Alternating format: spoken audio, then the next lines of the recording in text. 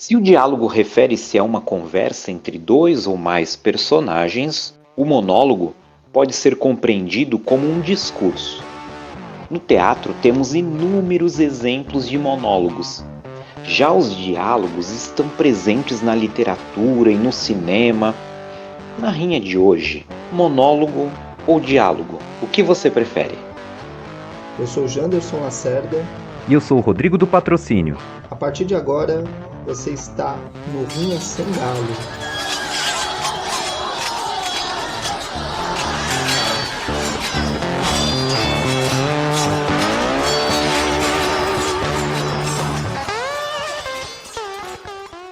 Às 7 horas, o despertador tocou. Samuel saltou da cama, correu para o banheiro, fez a barba e lavou-se. Vestiu-se rapidamente e, sem ruído, estava na cozinha, preparando sanduíches quando a mulher apareceu bocejando. Vai sair de novo, Samuel? Fez que sim com a cabeça.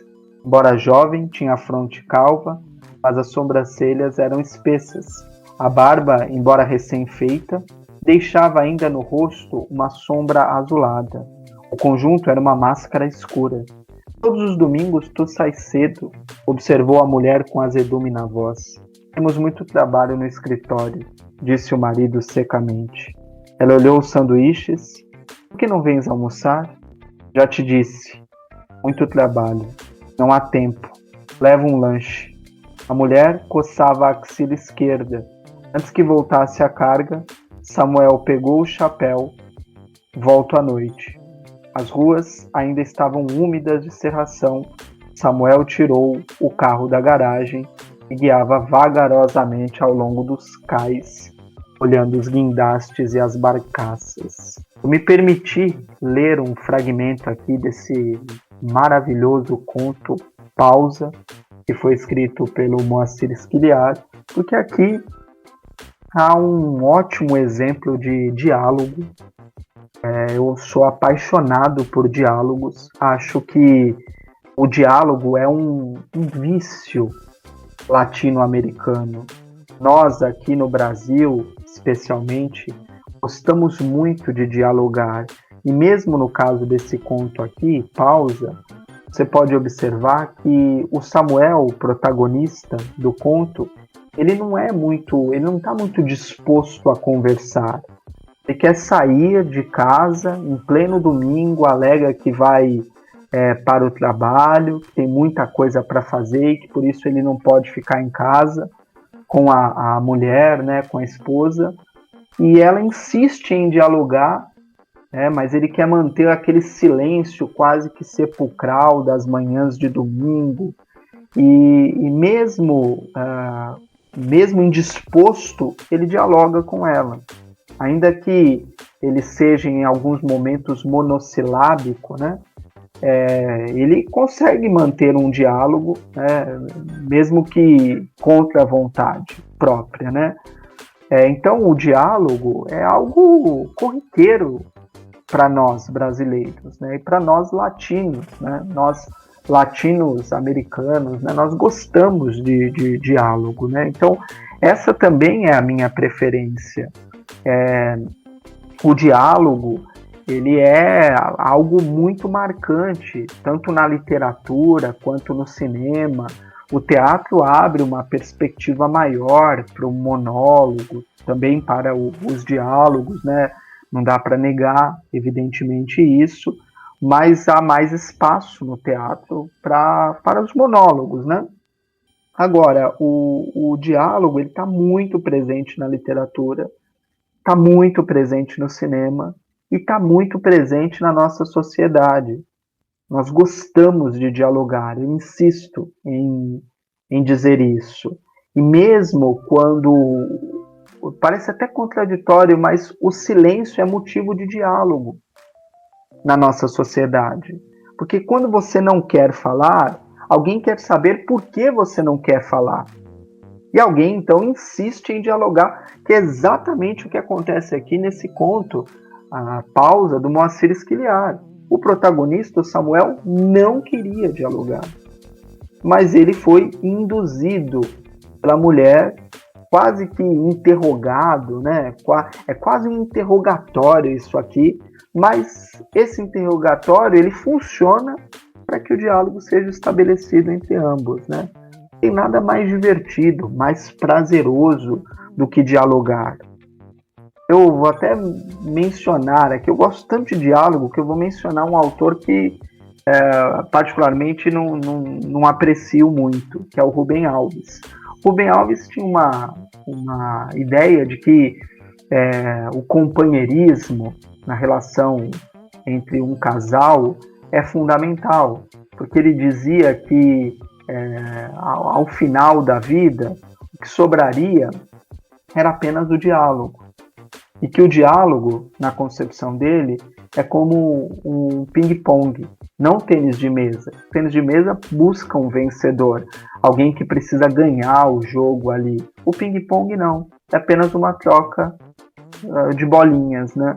De um lado para o outro, de um lado para o outro, sem uma perspectiva de um vencedor, de um ganhador. Particularmente não aprecio muito o trabalho, a obra do Rubem Alves, mas não poderia deixar de mencioná-lo, porque nesse caso tenho que concordar com ele, que o diálogo é algo prazeroso, não busca um vencedor, ele é corriqueiro, ele faz parte do nosso dia a dia e, portanto, a minha escolha, a minha preferência na literatura, no cinema, no teatro e na vida é pelo diálogo. Eu acho válido o que você apresenta aí e importante. O diálogo, sim, ele tem a sua força e a sua imponência e importância dentro do contexto.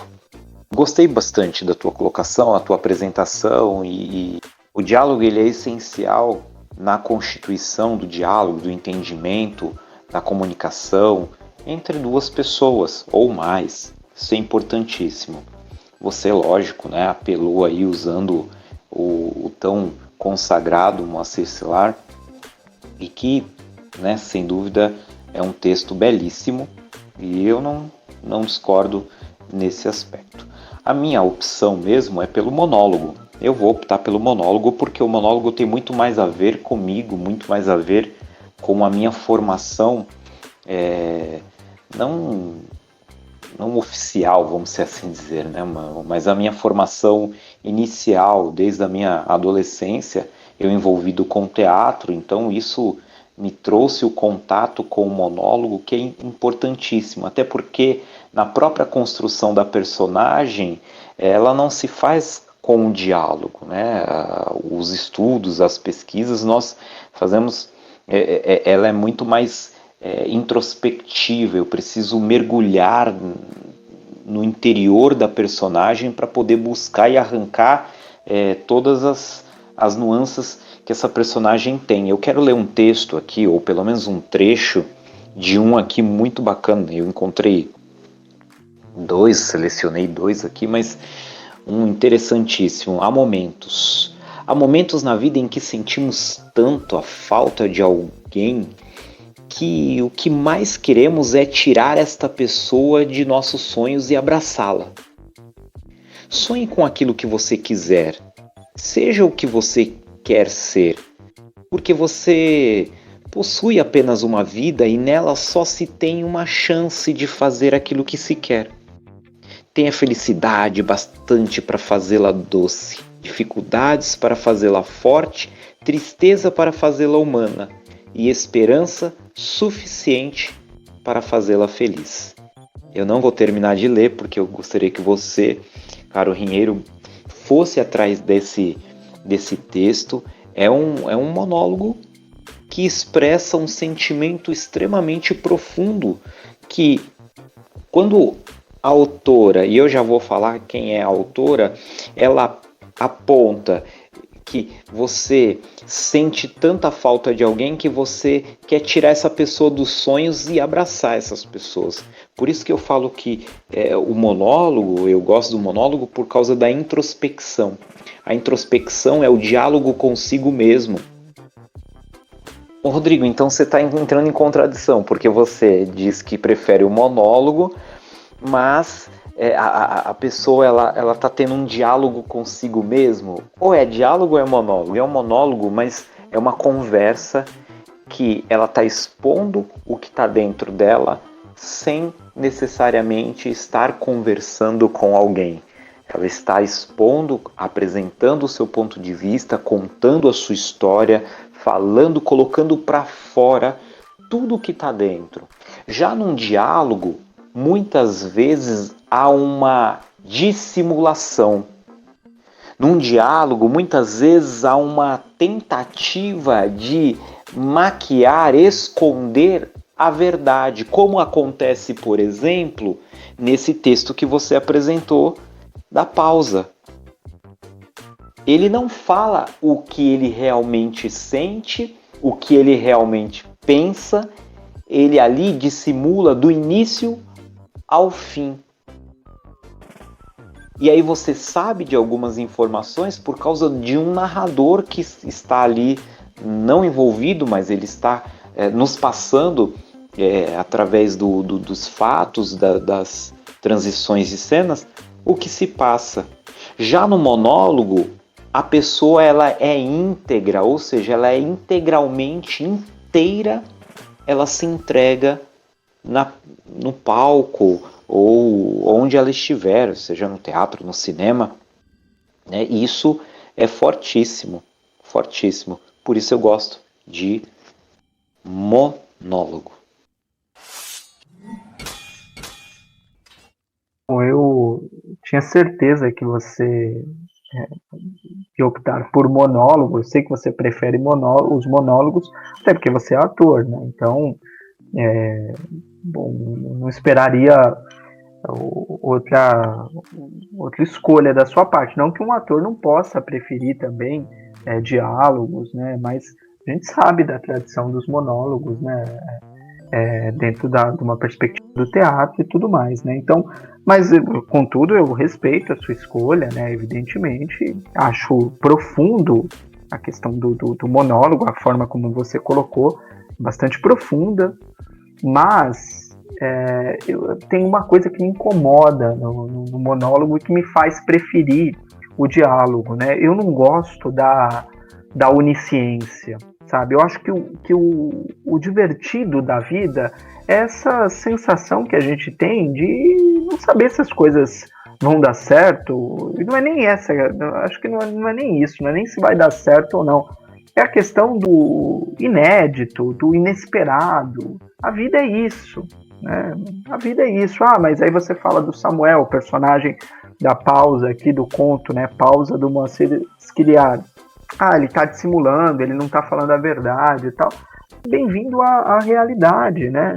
A vida é isso aí mesmo, né? Aí até me lembrei, por conta disso, de uma música da Zélia Duncan, não sei se a composição é dela, mas ela canta e canta muito bem, que chama-se Carne e Osso, né? E ela vai cantar mais ou menos assim, se não me falha a memória.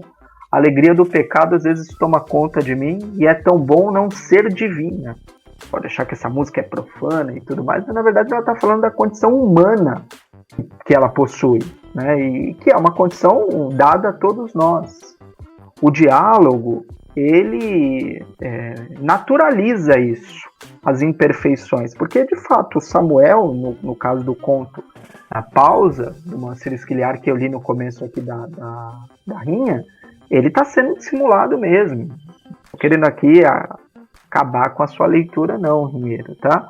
Não vou dar spoilers aqui não em relação a esse conto. Se você não leu, recomendo, vale muito a pena. O nome dele, insisto, é Pausa, foi escrito pelo Moacir Sciliar. Mas, para não estragar a experiência do Rinheiro, que ainda não leu esse conto, o Samuel, de fato, ele não estava falando a verdade. Ele não estava falando a verdade ali. Ele estava dissimulando mesmo, né, de uma certa forma. Mas a vida é isso. Se a gente pegar aqui, por exemplo, o Quentin Tarantino, adoro o Tarantino. E o Tarantino é o rei dos diálogos no cinema. Os diálogos que o Tarantino escreve, ou escreveu durante a sua carreira como diretor, que está prestes a acabar, inclusive, né? Acho que ele só vai fazer mais um filme. Mas são diálogos belíssimos. Quando você acha que aquela conversa ali não vai levar a parte alguma, você consegue compreendê-la lá na frente, quando tem um desfecho no filme, né? Então, um diálogo bem elaborado, bem construído no cinema, na literatura, é algo maravilhoso. Assim, falta adjetivos para qualificar, né, uma conversa, um diálogo. Quando ele é muito bem elaborado, bem construído, não tem como você não se apaixonar pelo texto, porque a essência da nossa humanidade está presente nas conversas, nos diálogos. A cura do ser humano é sempre pela palavra, né?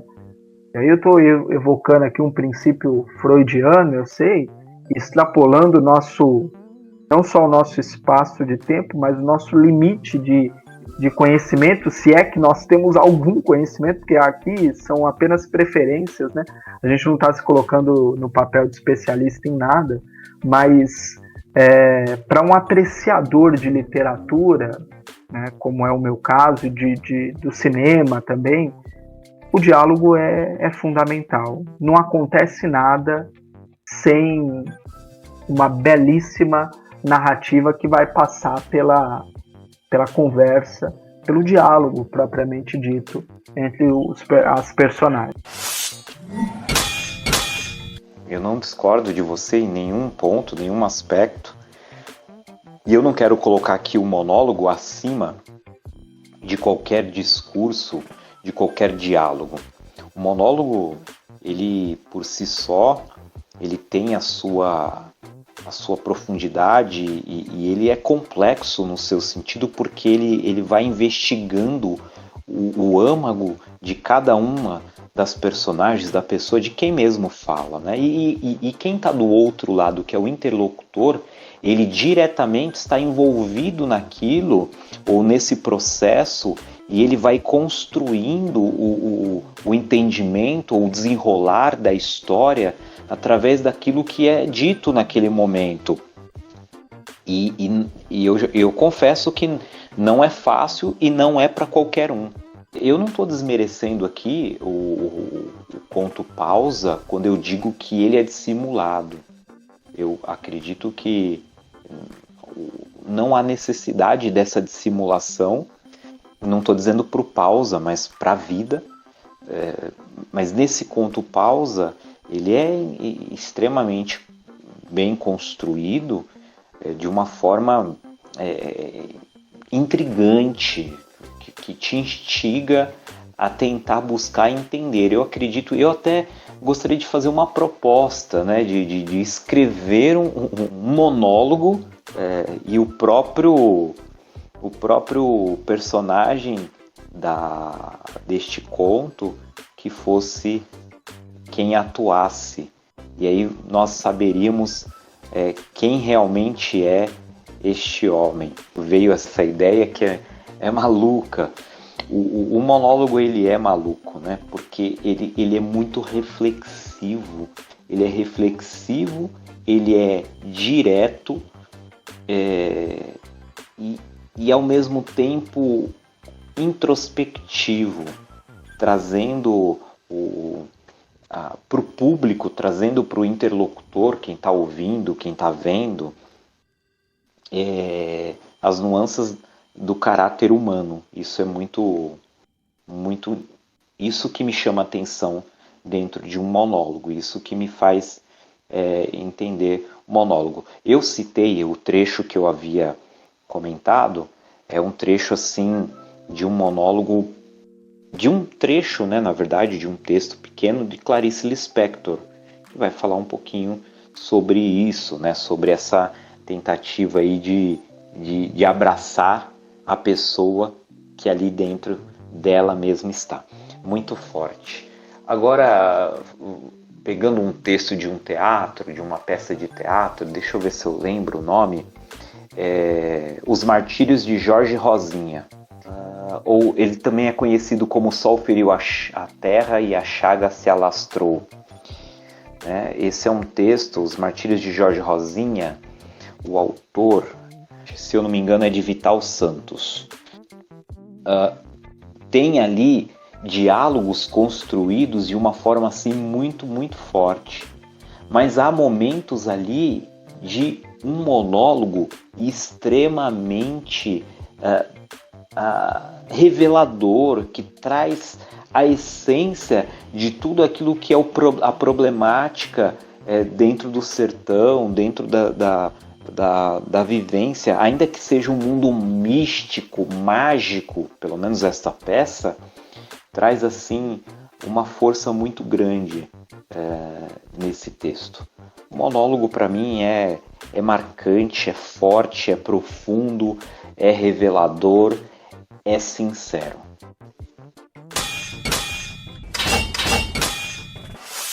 Então, eu não sei se é sincero. Eu acho que talvez você tenha sintetizado bem quando você fala no monólogo que é uma coisa maluca, né?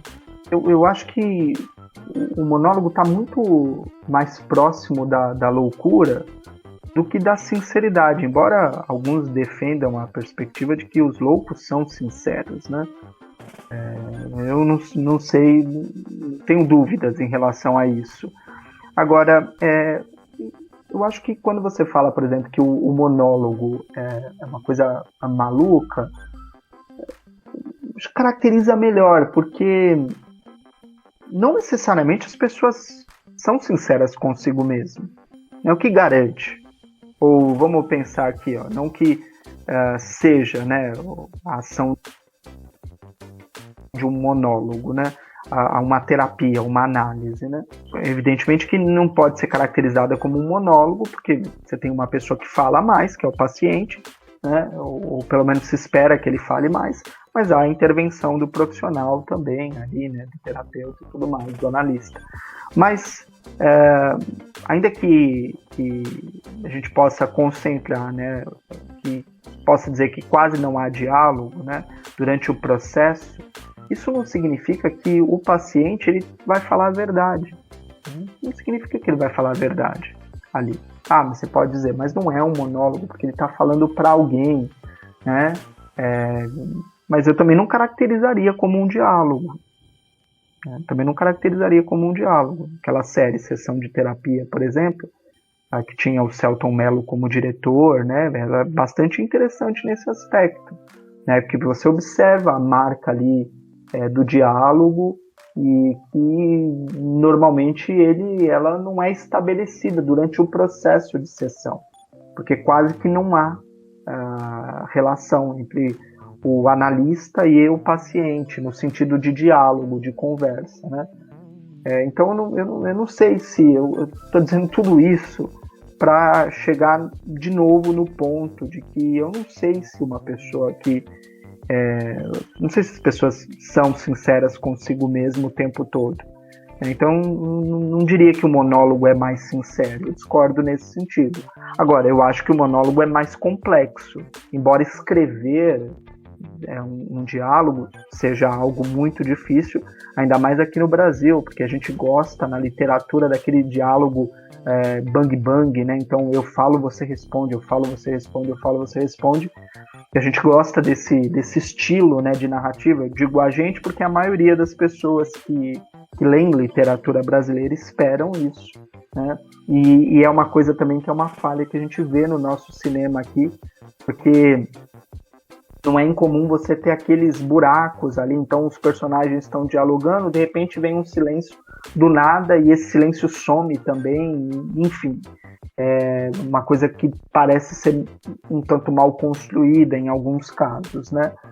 Agora, só para finalizar, a perfeição do diálogo, de um bom diálogo, é algo que é sensacional. Eu vou me lembrar aqui de um filme clássico, Perfume de Mulher, que tem o Al Pacino como protagonista.